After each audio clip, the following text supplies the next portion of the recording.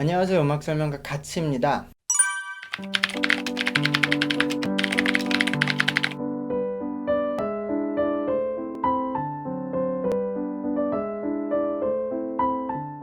오늘은 프로듀스 후기 영상으로서 제가 일본의 프로듀스 시즌2를 정주행하고 한국에서는 프로듀스 시리즈가 처음에 시작할 때부터 이제 이후까지 꽤 가까이서 그 모든 것을 지켜봤기 때문에 이 한국과 일본의 프로듀스 시스템이 어떤 차이점이 있을지 그런 얘기도 해보고, 먼저 한국과 일본의 기본적인 가장 큰 차이는, 그러니까 참가자의 기준 조건이 다르죠.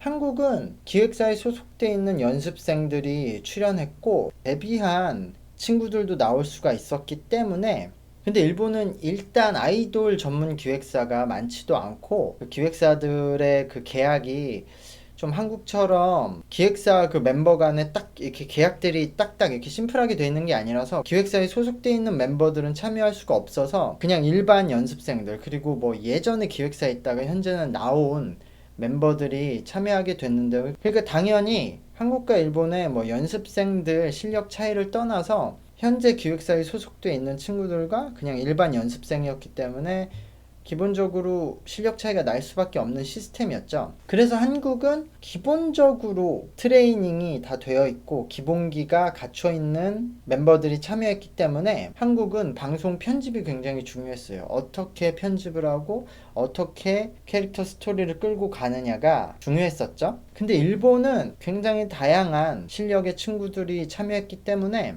처음부터 꽤 중반까지도 실력 가지고 좀 다투는 구도가 좀 오래 지속이 됐죠. 뭐 그런 가장 큰 차이가 있었고요.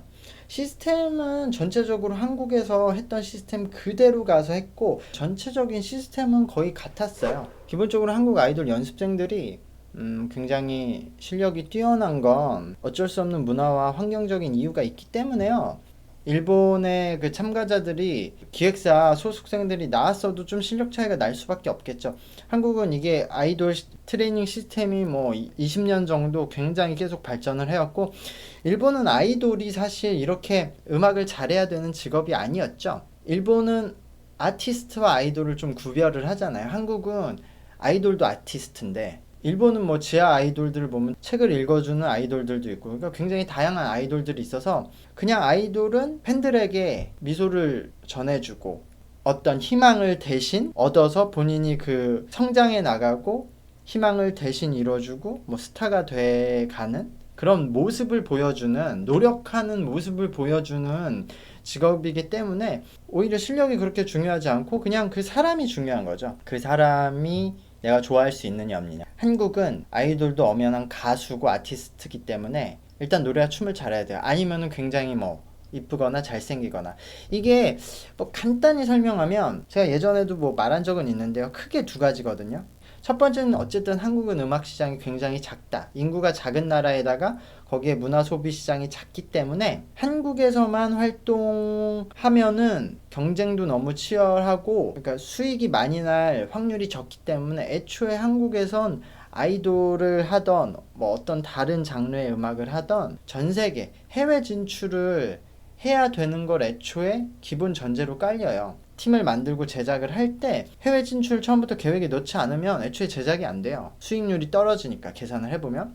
그렇기 때문에 해외에 진출을 하려면 나라마다 문화와 그런 환경 때문에 좋아하는 성향이나 음악이나 실력이나 뭐 외모나 이런 게 다를 거잖아요. 그렇기 때문에 멤버들도 다양하게 넣어야 되는데 기본적으로 실력은 다 잘해야 되는 거예요. 어떤 걸 좋아할지 모르니까 노래도 잘해, 춤도 잘해, 이쁘고 랩도 잘하고, 그것도 실력이 엄청 높아져서 뭐 미국에 가서도 좋아하고 유럽에 가서도 좋아하고 뭐 일본에 가서도 좋아하고 뭐 중국에 가서도 좋아할 정도로 일단 다 높여놓을 수밖에 없는 환경인 거예요. 그렇게 안 하면 수익이 안 나니까. 그러니까 이런 시장이 작은 이유가 있고, 그리고 또 하나는 한국은 한국 전쟁이 일어나고 지금 이제 70년 됐거든요.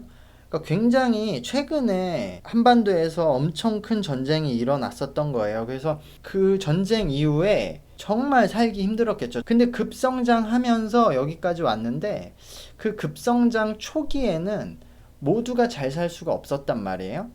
그러니까 일단은 나라가 빨리 경제를 돌려야 되기 때문에 아주 몇몇 기업에게만 굉장히 정부도 특혜를 주고 전 국민이 힘을 나눠줘서 그 기업들이 엄청 커서 다른 나라에 가서 다른 기업들과 싸워서 이겨서 수익을 많이 갖고 와서 한국에 다시 투자를 해서 경제를 살리는 이런 시스템으로 돌아갔기 때문에 이 기간 동안은 굉장히 불균형하게 경제가 성장을 할 수밖에 없었던 거예요. 굉장히 차별적이고 불공평하게. 그러니까 특정 기업들, 거기 특정 사람들, 그런 뭔가 선택받은 사람들만 엄청나게 잘 살고 그 밑에 있는 사람들은 계속 가난한 거를 참으면서 그 사람들이 돈을 벌어서 나눠주길 그 참아야 되는 기간들이 있었단 말이에요. 그렇기 때문에 그 기간이 지나고 나서 한국이 좀 경제가 잘 살게 돼서 어느 정도 사람들이 잘 살게 됐을 때 이 뭔가 평등, 공평 여기에 대해 굉장히 민감한 감각을 가지고 있는 거예요. 그러니까 아주 간단히 말하면 TV에 나온 사람들은 전국에 방송이 되니까 많은 사람들한테 유명해지고 유명해지면 돈을 많이 벌 수 있는 확률이 높아지잖아요. 그러니까 사람들이 단순히 생각했을 때 TV에 나온 사람들은 돈을 많이 벌어. 저 사람이 나보다 돈을 많이 번다고 하면 나보다 뭔가 잘해야지 그게 공평한 거죠. 그러니까 저 사람이 만약에 방송에 나와서 책을 읽어주는데 나보다 돈 많이 번다고 하면은 그거는 불공평한 거예요. 그 시대의 감각으로서. 그러니까 TV에 나와서 노래를 하면 어쨌든 나보다 확실히 노래는 잘해야 되고 아니면 확실히 잘생기거나 이뻐야 되고 아니면 확실히 춤을 잘 춰야 되고 그래야 인정이 될 수 있던 사회였던 거예요. 그 당시에 이 한국의 사회 분위기가.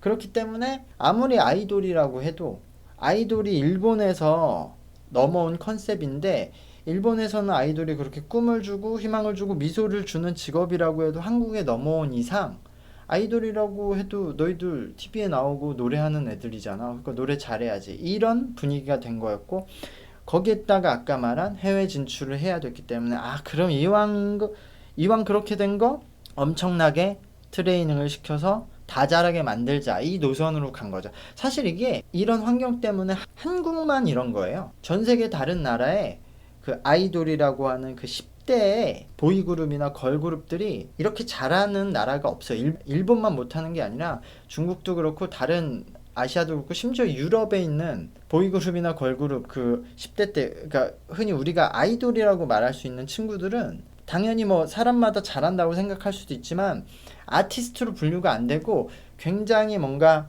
보정이 들어간 시선으로 봐요. 유럽에서도. 그러니까 이 친구들은 뭐 잘해야 되는 게 아니라 그 어린 나이에 엄청 애쓴다. 되게 귀엽다. 이런 시선으로 바라봐 주는데 한국만 이렇게 무조건 잘해야 돼. 오히려 아이돌이 제일 더 잘해야 돼. 춤도 잘 춰, 노래도 잘해야 돼, 랩도 잘해야 돼, 이뻐야 돼, 잘생겨야 돼. 이런 시선이 된 거죠. 이게 장점도 있고 단점도 있겠죠?